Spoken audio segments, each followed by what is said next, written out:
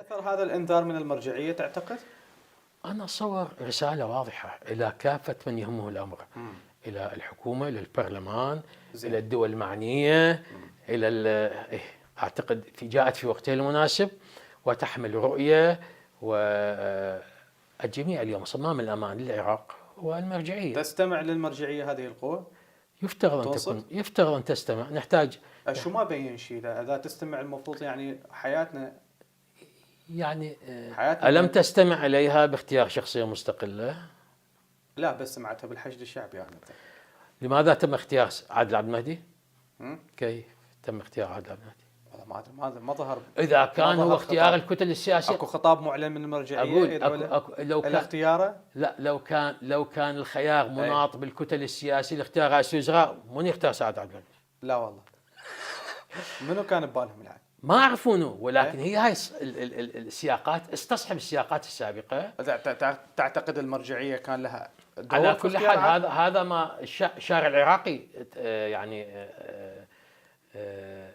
فهمه، بأنه كان له دور. كان له دور الاختيار على الأقل. أكو دعم من قصة دعم مباشر غير مباشر لشخصية عادل عبد المهدي، وكان محل توافق البناء والإصلاح من قبل المرجعية. هذا الحكي محل توافق البناء والإصلاح. لا، بس حكي الدعم. المرجعية دعمت السيد. أنا ما قاعد أقول دعمت صفات المرشح مثلا. صفات المرشح هي انطبقت الصفات على السيد عادل عبد المهدي. 27 جولاي كانت رسالتها واضحة. لا، شوف، المرجعية أعطت الصفات وأشعرت الكتل السياسية بضرورة التغيير.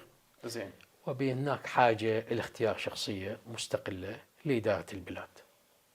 هذا واضح كان؟ لا، واضح. بعدين بالنسبة للأسماء بشكل أو بآخر صار التوجه نحو السيد عادل عبد المهدي. متى خليها ماشي هسه.